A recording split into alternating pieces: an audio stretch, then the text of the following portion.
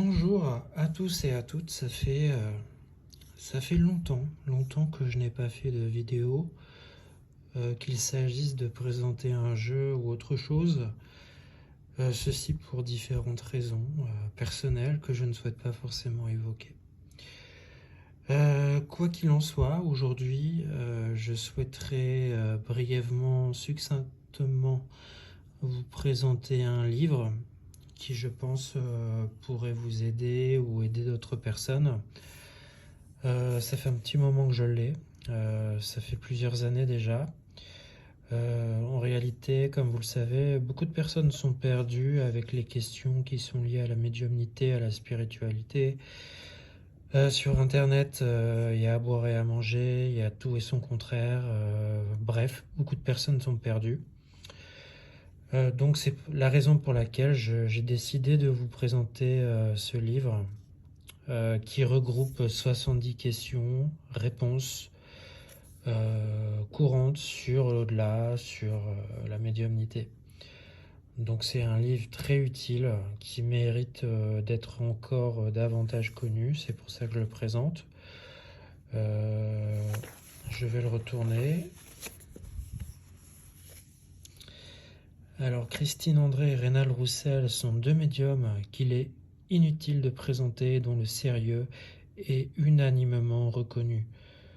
Alors ils nous font partager dans cet ouvrage leur point de vue sur la médiumnité. Ils répondent à pas moins de 70 questions, celles qui leur sont régulièrement posées par un public nombreux et avide de connaissances et de contact avec l'autre monde. Alors ils nous font partager leurs différents points de vue de médium, bah oui, parce qu'ils ont une vision personnelle, parce que le parcours de vie est différent, la sensibilité est différente, donc ils ne prétendent pas détenir la vérité, mais quand même il y a un fil conducteur sur ces 70 questions en tout cas. Alors, ils nous font partager leurs différents points de vue de médium, dévoilant les facettes et les nuances de leur approche dans un double but: aider les autres et faire que la médiumnité ne soit plus galvaudée, et oui, mais enfin reconnue pour démontrer la survie de l'âme. Alors ça parlera des personnes qui sont en recherche, c'est pas le cas de tout le monde, mais tôt ou tard la vie nous le rappelle, les événements de la vie nous font que tôt ou tard on se pose un peu plus de questions. Et donc là, c'est le livre idéal. Alors vous pouvez le trouver là où on vend des livres, Fnac, Amazon, que sais-je. En aparté, évitez d'acheter sur Amazon parce qu'ils ne sont pas très respectueux avec les vendeurs en général, c'est très industriel. Essayez de vous procurer ce livre qui est aux éditions Le Temps Présent. Voilà. Et chez un petit libraire ou alors à la Fnac, mais évitez finalement de faire tourner les ogres Amazon. Alors là,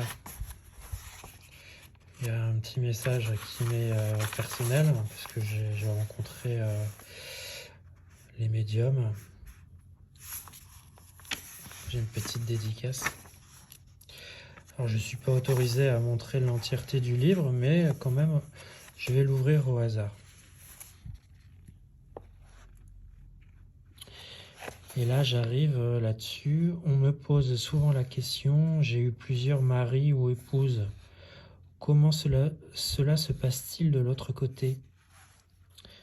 Je précise que dans l'au-delà, les notions de couple ou de famille n'existent plus. Et oui, parce que c'est une question d'âme. Les âmes se regroupent en harmonie vibratoire, et comme la jalousie n'a plus cours, elles se retrouvent par degrés d'amour.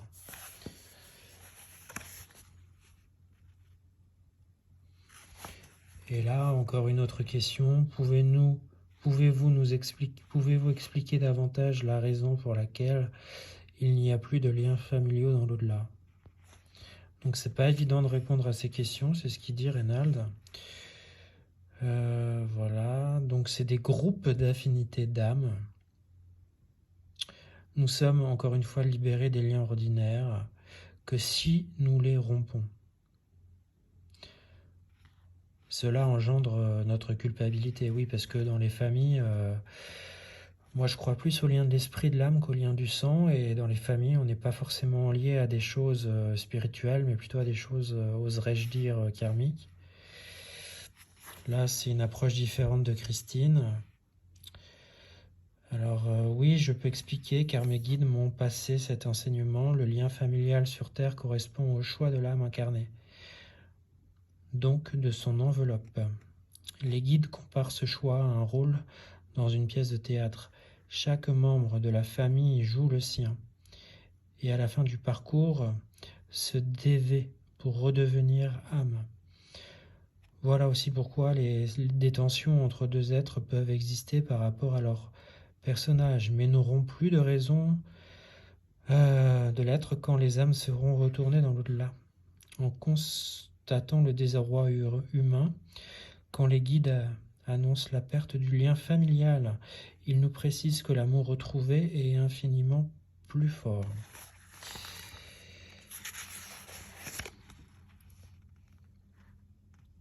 Donc voilà, une question comme une autre. Sur Terre, les enfants ont-ils la possibilité d'avoir des contacts avec l'au-delà? Je vais ouvrir au hasard parce que j'aime bien encore. Que pouvez-vous dire de la médiumnité qui passe par l'écriture?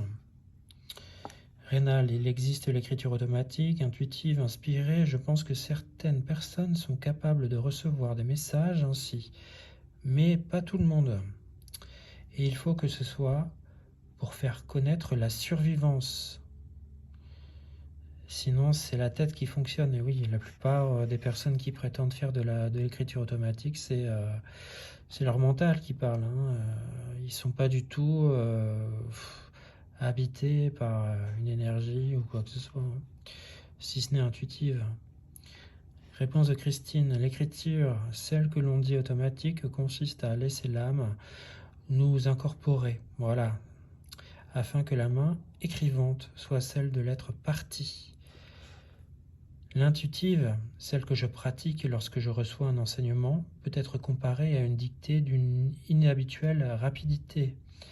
C'est de la clairaudience. Je reste très prudente lorsque j'entends une personne me dire qu'elle prend un stylo et que tout de suite un message arrive. Surtout s'il est personnel. Et oui, le désarroi mène à beaucoup de choses. La vigilance est indispensable pour qu'entre un message de l'au-delà et notre désir d'en recevoir un, aucune confusion ne soit possible. Et oui, d'où l'intérêt d'être équilibré émotionnellement. C'est pas toujours le cas pour la plupart des gens. Alors, j'ouvre une dernière fois au hasard. L'au-delà. Les âmes voient-elles et entendent-elles les êtres humains? Reynald, elles nous entendent, nous voient et même nous surveillent sans être 24 heures sur 24 avec nous, surtout dans les moments intimes desquels elles sont absentes. Elles se trouvent près de nous au moment important de notre vie. Réponse de Christine. Les âmes captent nos pensées, entendent nos conversations dès que nous pensons à elles. Nous sommes connectés. Elles sont à l'écoute de nos demandes et prières qu'elles transmettront à nos guides. Il est important de souligner, car la question revient souvent. Alors les âmes, elles sont dans un taux vibratoire leur permettant juste de nous observer dans nos moments de vie ordinaires et non dans ceux de l'intimité, quels qu'ils soient. Bon, inutile de vous faire un dessin. Finalement, allez, une dernière. Alors, que pensez-vous des séances de spiritisme, des tables tournantes du Ouija? Le spiritisme, c'était bien il y a 2 siècles pour invoquer les morts. On faisait ça dans les salons avec respect. Pas après avoir bu le coup de rouge et mangé le gâteau au chocolat. On faisait des réunions spirites sérieuses de 7 à 8 personnes entre gens qui se penchaient sur le phénomène en respectant un rituel. On invoquait les esprits et on avait des réponses par le tabouret, le guéridon ou la table. Après, ça a été galvaudé et aujourd'hui, c'est n'importe quoi. J'ai fait le Ouija pour rigoler, ça fonctionne, mais les informations sont souvent négatives. Aujourd'hui, il ne faut pas toucher à ces pratiques, car c'est fait n'importe comment et l'esprit peut descendre, prendre la personne la plus fragile et l'incorporer psychologiquement.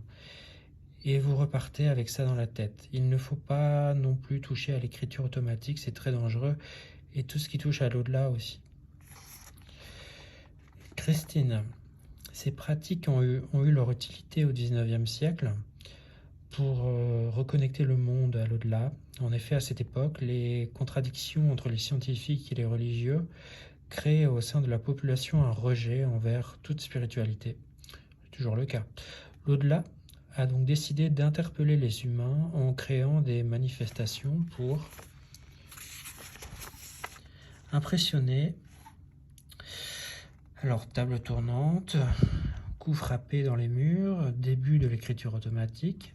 Les esprits évolués se servaient de ces méthodes, mais je vous parle du 19e siècle. Depuis, d'autres moyens ont été utilisés, passer à travers un médium notamment, se servir des moyens technologiques modernes, radio, télé, magnétoscope, répondeur. C'est ce qu'on appelle la TCI, transcommunication instrumentale. De nombreuses personnes ont aussi vécu des expériences de mort imminente et décrit en revenant dans leur corps ce qu'elles avaient vu. Ces diverses pratiques ont permis à bon nombre d'humains de comprendre qu'il y avait une survie de l'âme et mieux encore que nous avions la possibilité de communiquer avec l'au-delà. Les guides se servent donc de ces moyens modernes et plus du tout des méthodes primaires utilisées voici 2 siècles. Pourquoi ces pratiques sont-elles dorénavant dangereuses ? Parce qu'utilisées par des êtres de premier plan qui voient là une façon de s'amuser avec les hommes en leur faisant croire toutes sortes de mensonges et en ne les lâchant plus après. Attention à ce danger, voilà. C'est un livre passionnant qui remet les pendules à l'heure, si je puis dire, donc je vous invite à vous le procurer. La médiumnité dévoilée aux éditions Le Temps Présent, voilà. Je pense que vous pouvez le commander à la FNAC, hein. Il doit rester quelques exemplaires. Je pense qu'il a été réédité entre-temps. Là, le prix 18 €. Je vais regarder là, la date pour voir quand est-ce qu'il a été imprimé, celui-là, mais si je le trouve...